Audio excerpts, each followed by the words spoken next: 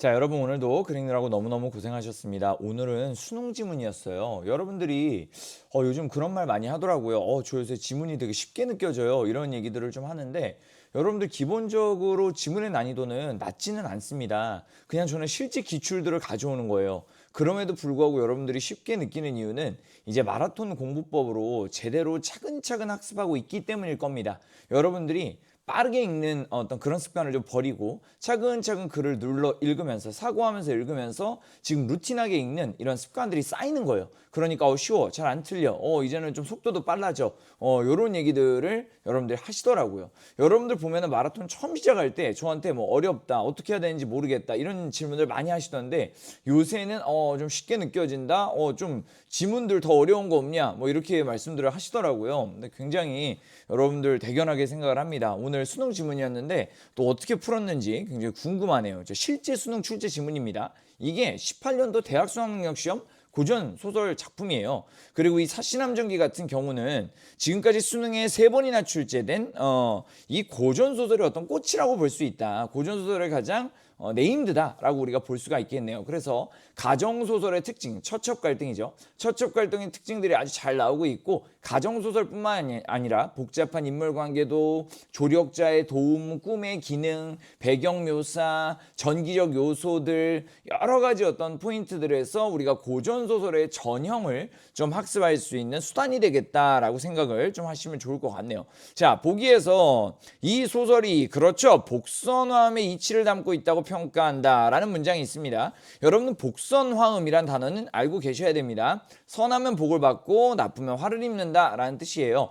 고전소설의 교훈은 아시죠? 착하게 살자입니다. 복선화음, 결국에 비슷한 단어 뭐 있습니까? 우리한테 더 쉽게 느껴지는 단어는 권선징악, 사필기정, 그죠? 인과응보. 자, 요러한 메시지를 전달하는 게 고전소설의 목표고, 그러기 위해서 기본적으로 고전소설은 시련과 극복 구조를 띠고 있습니다. 그렇죠.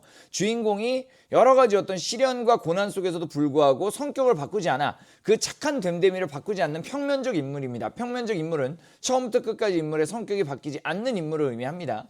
그 평면적 인물들이 시련과 고난 속에서 꿋꿋이 어떤 지조와 절개, 선, 그쵸? 그리고 중, 효, 열 이런 것들을 지키면서 보는 독자들로 하여금 감동을 불러일으키는 거죠. 와, 나도 저렇게 살면 복을 받을 수 있겠다. 이게 고전소설의 특징이라는 거예요. 그래서 여러분들이 시련과 극복으로 나눠져 있는 고전소설의 플롯을 이해하시고 여러 가지의 장치들이 결국에 교훈을 전달하기 위한 수단이다라고까지 생각을 좀 하시면 고전소설을 좀 더 빠르고 정확하게 읽어낼 수가 있겠네요. 자, 이렇게 읽으신 다음에 우리가 이제 본문으로 가서 보면은 왕비가 웃으면서 말했다. 사씨가 여쭈었다. 제가 인물들의 형광펜 표시한 거 보이시죠? 인물들 잘 잡으셔야죠. 왕비와 사씨가 얘기를 하고 있는 거고 딱 보니까 왕비가 조력자구나 우리가 체크할 수가 있겠네요.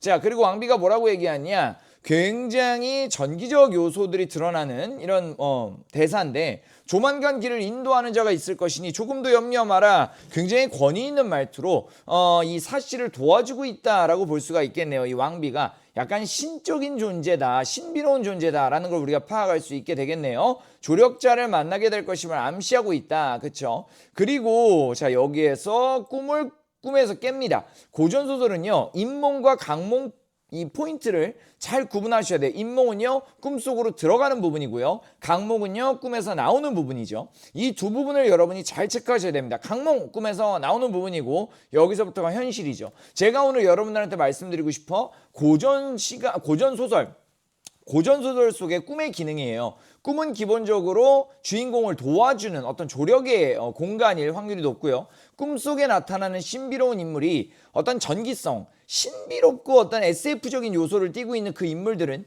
조력자의 확률이 굉장히 높다는 거죠. 그래서 여러분들이 주인공이 꿈을 꾼다. 시련을 극복하는 어떤 방법이 꿈속에서 제시가 되겠구나. 그리고 이 꿈속에 나타나는 인물이 조력자고 이 조력자가 하는 말을 잘 들어보면 앞으로 벌어질 사건을 우리가 파악해 볼 수 있겠다까지 꿀팁으로 좀 드리는 겁니다. 자, 그래서 꿈속에서 깬 다음에 이 꿈이 결국에 현실의 시련을 극복해 주는 거죠. 꿈과 현실이 연결되면서 이 꿈속에 조력자가 했던 말이 결국에 이런 어떤 시련을 극복을 해준다라고 생각을 해주시면 되겠네요. 자, 고전소설의 특징을 나타내는 선지가 나왔습니다. 실제 수능 기출이죠. 수능 기출에서 이런 게 나옵니다. 부인께서 기절하는 바람에 소인이 간호하여 이제야 깨어났습니다. 기절했고요. 간호한 다음에 황릉묘로 갔습니다. 자, 순서죠. 고전소설에서는요, 사건의 순서를 왜곡하는 선지가 정말 자주 나옵니다. 기절한 다음에 간호한 다음에 황릉묘로 같이 갔어요. 자, 근데 기절한 사이에 유모가 황릉묘에 갔다 사씨를 깨우는 게 나중이 된다? 아니죠. 기절하고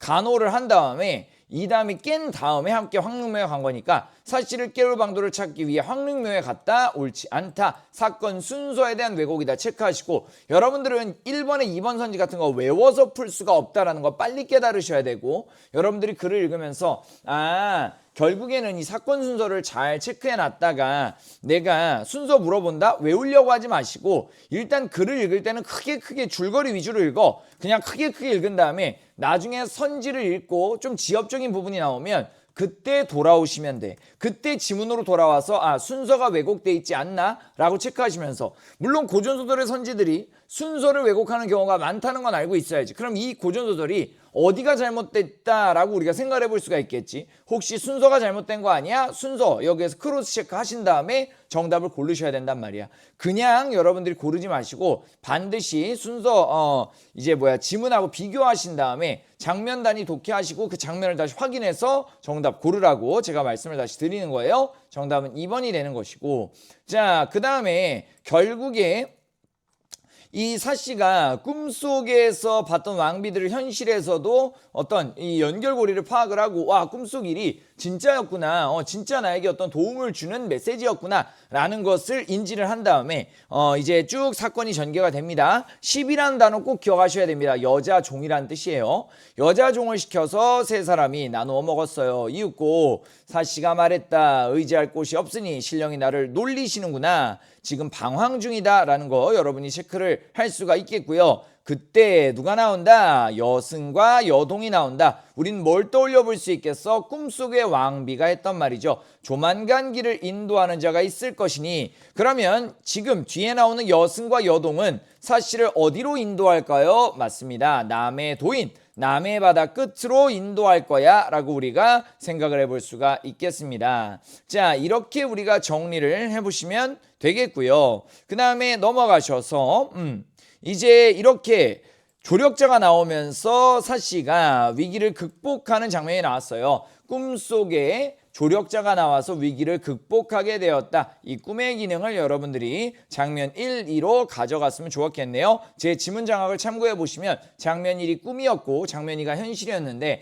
장면 1, 꿈을 통한 장면 2, 현실의 극복, 현실의 어려움의 극복이라고 정리를 해놨습니다. 여러분들이 참고를 좀 해보시기를 바랄게요. 자, 중략 부분 뒤입니다. 이제 인물 사건 배경이 다시 세팅이 될 때니까 여러분들이 독해 속도를 좀 천천히 가져가시면서 다시 파악을 하셔야죠. 한리막사 유연수가 누구죠? 새로운 인물이 나왔는데 아내네요. 자, 상황 파악을 앞에서 해보면 이 남편이 우유부단하게 어진 아내를 의심해서 이 사씨를 내쫓아서 아까 장면 1, 2에서 사씨가 방황하고 있었다, 방랑하고 있었다 라고 우리가 눈치를 채시면 되겠네요. 이 사건의 순서를, 지금 현재 상황을요. 자, 그 다음에 이번에 이 한리막사 유연수는요, 꿈속에서 누굴 만납니까? 노파, 조력자를 만나게 됩니다. 아까 아내는 꿈속에서 조력자로 신비로운 왕비를 만났고 남편은 꿈속에서 조력자로 신비로운 노파를 만났다. 역시나 이 노파의 도움 역시 꿈에서 깬 다음에 실제 현실과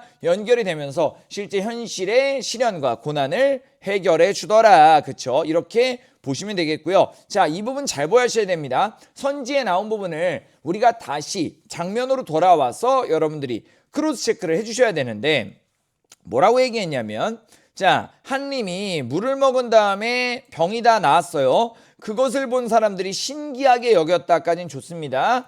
그리고 모두 다 나누어 마셨고요. 그 이야기가 지금까지 전해진다까지만 얘기했어요. 자, 여기 어디에 마을 사람들이 복선화음의 이치를 깨달았다. 나 이제 착하게 살아야겠다라고 얘기한 부분이 있죠. 그런 부분은 없습니다. 다시 마을 사람들은 신기하게 여겨서 나누어 마셨을 뿐이고 정말 신비로운 이야기야 라는 그 이야기가 지금까지 전해질 뿐이지, 지금 여기에 나오는 행주 사람들이 복선화음의 이치를 깨달았어. 아, 나도 착하게 살면 복을 받겠구나 라고 이치를 깨닫는 장면은 없다는 거야. 그래서 여러분들이 5번을 골랐다면 너의 확대 해석이었다 라고 생각을 하시면서 철저하게 지문과 선지를 연결짓는 문제풀이를 해주셔야 된다. 다시 한번 체크를 해보시면 되겠네요. 제가 늘 말씀을 드리지만 고전소설에 나오는 선지는 너무나 치사하기 때문에 그냥 기억해서 풀 수가 없어. 여러분들이 지문으로 돌아가서 다시 확인한 다음에 정답을 골라야 된단 말이야. 그럼 이제부터 관건은 얼마나 빨리 지문으로 돌아갈 수 있느냐겠지. 지문으로 빨리 돌아가기 위해서는 뭘 해야 된다? 장면 단위로 나눠두면 좋다. 전 이렇게 나눴습니다. 장면 1, 사씨와 왕비 꿈이었고요.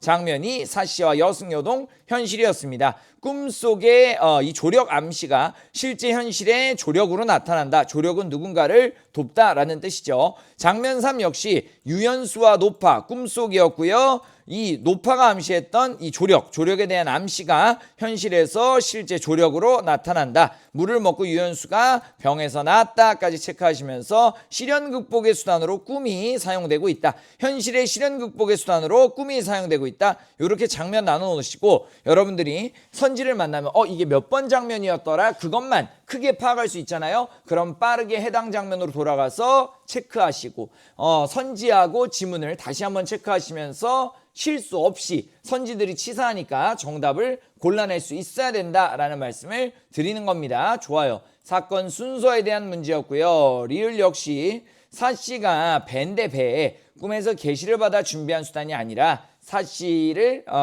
이제 남의 도인에게 데려다주기 위한 일종의 수단이었다라고 체크하시면 되겠고요. A와 B는 모두 꿈이었습니다. 꿈에 대한 이해 좋습니다. 꿈을 꾼 주인공을 돕는 역할을 하는 신비로운 존재, 초월적인 존재, 조력자가 나타난다. 이 고전소설의 뻔한 구조를 이해하시면 어렵지 않게 1번을 정답으로 고를 수가 있었을 겁니다. 오늘의 데일리 퀴즈의 정답은 뭘까요? 혹시 예상하셨나요? 두구두구두구두구두구. 좋습니다. 오늘은요, 꿈으로 가겠습니다. 이 소설은요, 18년도 대수능에 출제됐던 이 소설은요, 꿈의 기능이 굉장히 중요했죠. 그렇죠? 주인공도 꿈을 꾸고 이 주인공이 두 명이라 볼 수 있겠죠. 남편도 꿈을 꾸고 아내도 꿈을 꾸고 그 꿈 속에 초월적인 존재들이 주인공을 돕고 있는 그런 고전소설의 전형적인 구조를 우리가 확인해 볼 수 있는 대수능 문제였다라고 체크하시면서 정답은 꿈이라고 작성을 해주시면 되겠습니다.